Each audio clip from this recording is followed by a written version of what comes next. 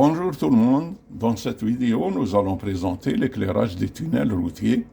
Les chapitres développés sont l'objectif, les différentes zones du tunnel, les normes utilisées, la luminance, les longueurs des zones, l'éclairement requis, le flux lumineux total, le nombre de luminaires, l'interdistance et enfin l'uniformité longitudinale. Voilà, on va commencer donc par l'objectif. Le calcul de l'éclairage d'un tunnel est important pour la sécurité routière. L'objectif est d'éviter le phénomène du trou noir dans la zone d'entrée où le conducteur, ébloui par la lumière extérieure, ne perçoit plus les obstacles à l'intérieur. Donc le trou noir, c'est le passage d'un milieu éclairé vers un milieu obscur. C'est l'entrée du tunnel. Voilà. Deuxièmement, on va voir les différentes zones du tunnel. Il y a un découpage en 4 zones. Donc l'éclairage décroît selon une courbe d'adaptation. Nous avons la première zone, c'est la zone seuil. Luminance constante sur une longueur égale à la longueur d'arrêt. Deuxième zone, c'est la zone de transition. La luminance diminue graduellement, souvent par palier, jusqu'à rejoindre le niveau de la zone intérieure. C'est la zone suivante. Alors, troisièmement, la zone intérieure, niveau d'éclairage constant et aussi le plus faible que le reste du tunnel. Alors, quatrièmement, nous avons la zone de sortie.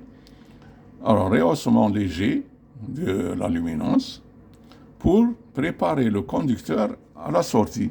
Éblouissement, trou blanc, c'est l'inverse du trou noir, donc on passe d'un milieu obscur vers un milieu éclairé.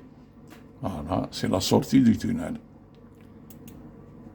Alors, les normes utilisées, nous avons donc le calcul repose sur la norme internationale CIE 88, c'est la Commission internationale de l'éclairage, ou NFEN 13201. Alors maintenant, on va voir la luminance. La luminance extérieure notée L20. Tout commence par la mesure de la luminance de l'environnement extérieur, notée L20. Elle correspond à la luminance moyenne dans un cône de vision de 20 degrés, centré sur le centre du tunnel, sur le centre de l'entrée du tunnel, vu depuis la distance d'arrêt.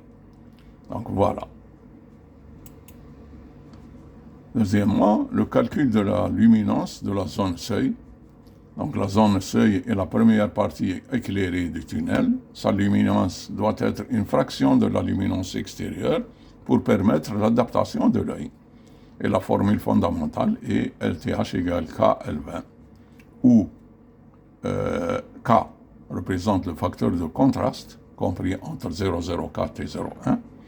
Il dépend de la vitesse autorisée et de la distance d'arrêt. Et où LTH représente la luminance de la zone de seuil en candela par mètre carré. Alors, maintenant, on va voir la luminance de la zone de transition. Le principe repose sur une transition logarithmique qui est ensuite découpée en paliers pour des raisons pratiques d'installation. Donc là, nous avons un tableau qui reprend les différentes zones. La première zone, la zone seuil, et la deuxième zone, c'est la zone de transition. Là, nous avons la luminance. Et là, nous avons ce que prévoit la réglementation. Donc, on a rappelé la zone seuil, LTH égale K, L20 qu'on a déjà vu, c'est la référence de base. Et puis, nous avons la zone de transition découpée en 3 parties, 3 paliers. Palier 1, la luminance notée L1, c'est la continuité de la zone seuil. L1 doit être supérieur à 40% de LTH. Généralement, on prend 50%. Ça veut dire que L1 égale 1,5 de LTH. Pour le palier numéro 2, il y a une réduction. Donc L2 est équivalent à L1 sur 3. Et pour le palier numéro 3, aussi, nous avons une autre réduction. L3 égale L2 sur 3.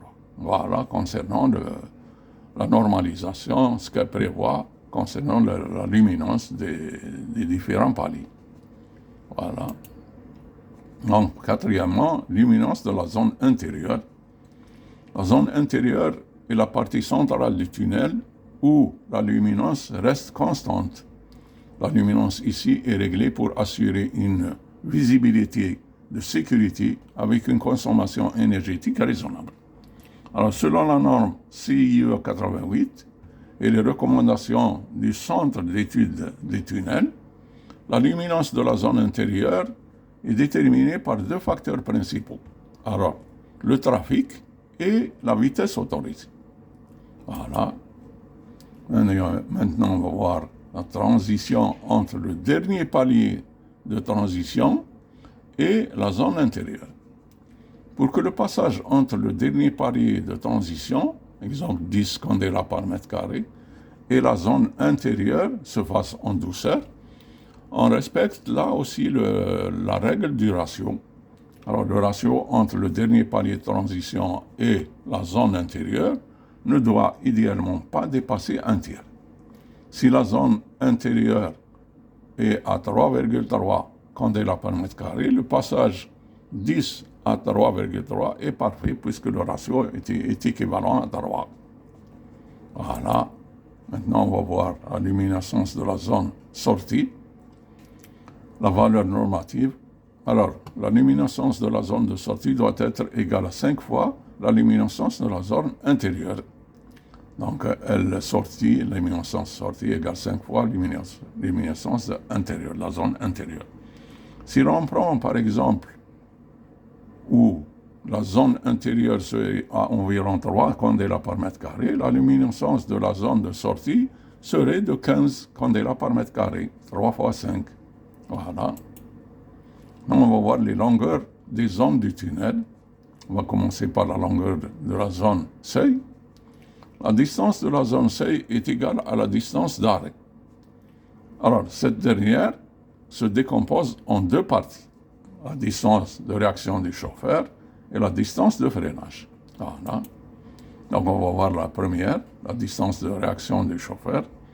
C'est la distance parcourue pendant le temps que le cerveau met à analyser la situation, environ 1 seconde. Donc, à 80 km/h, le véhicule parcourt environ 22,22 mètres. Donc, la distance de réaction elle est égale à environ 22 mètres. Voilà. Maintenant, on va voir la distance de freinage. Elle dépend de l'état de la chaussée et de l'efficacité des freins. Donc, la formule simplifiée est distance de freinage, dF, égale V carré sur 2GF, où V est la vitesse en mètres par seconde. Nous avons une vitesse de 80 km/h, donc il faut la convertir en mètres par seconde. G, la gravité, 9,81, et F, le coefficient de frottement ou de friction.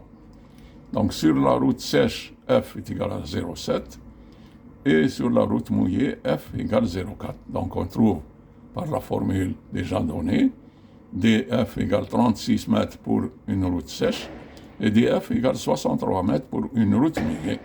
Donc pour nos calculs, on va prendre le cas le plus défavorable, dans le cas où la route est mouillée, dF égale 63 mètres.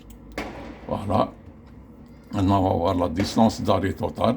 Nous avons déterminé les deux distances. Donc, on va faire la somme pour avoir le total.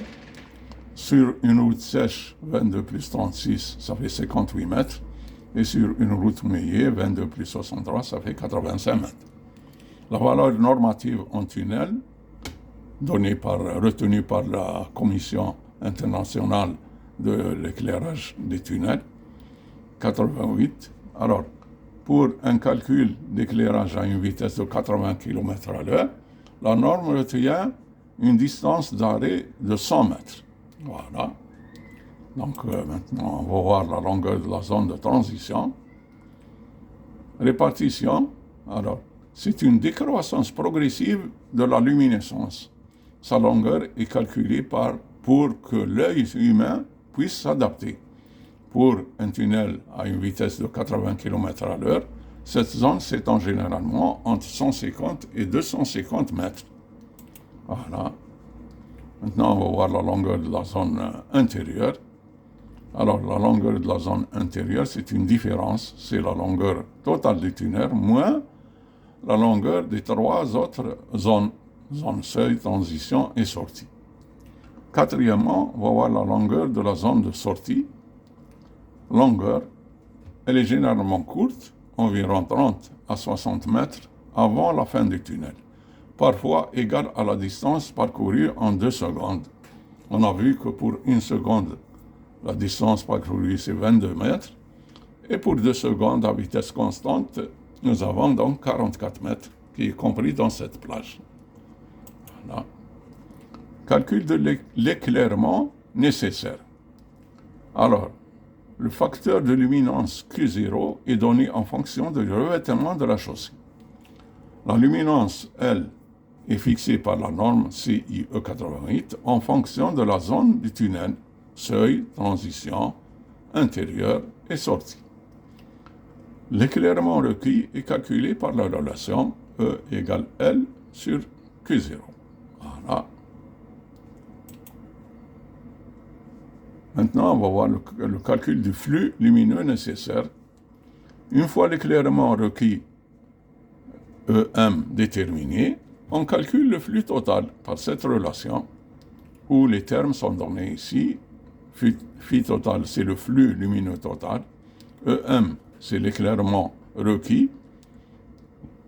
Il est égal à EM égale LTH sur Q0. S représente la surface de la zone à éclairer au mètre carré. UF représente le facteur d'utilisation dépend de la largeur de la chaussée. Et MF, facteur de maintenance dû à l'encrassement des luminaires et des murs, etc. Voilà. Maintenant, on va voir le calcul du nombre de luminaires. Une fois le flux total calculé, on détermine le nombre de luminaires. Le nombre de luminaires est égal au flux total divisé par le flux d'un luminaire. Alors, on va voir neuvièmement le calcul de l'interdistance. Formule pour une disposition à 3 luminaires sur la largeur. Donc, nous avons le coefficient égal à 3 avec W, la largeur de la route. Donc, c'est cette relation. Formule pour une disposition bilatérale. Le coefficient est égal à 2. Formule pour une disposition unilatérale, le coefficient est égal à 1. Voilà, et on détermine donc l'interdistance, c'est la distance entre deux luminaires voisins. Uniformité longitudinale, le calcul de l'interdistance entre les luminaires dans un tunnel vise principalement à préserver une uniformité longitudinale de luminance supérieure à 0,6, c'est-à-dire 60%. Pour les routes à fort trafic ou haute vitesse. Voilà, maintenant nous avons terminé avec cet exposé. Et pour plus d'informations, vous pouvez consulter les documents suivants. Vous pouvez visiter notre site web, bedlacwebnood.fr. Et puis, vous pouvez voir notre chaîne YouTube, Ahmed Ben Ali R7D. Vous pouvez nous contacter à l'adresse email suivante, benali1948@gmail.com. Et la prochaine vidéo sera un exemple d'un tunnel de 500 mètres de longueur. On va faire le calcul manuel et une simulation Dialux, et on va faire la comparaison entre les deux. Donc, si vous voulez être averti pour les nouvelles vidéos, vous n'avez qu'à vous abonner à la chaîne YouTube. Et voilà. Donc là, on va vous offrir quelques fleurs. Et on vous remercie pour votre attention. Et on vous dit au revoir et à la prochaine fois, Inch'Allah.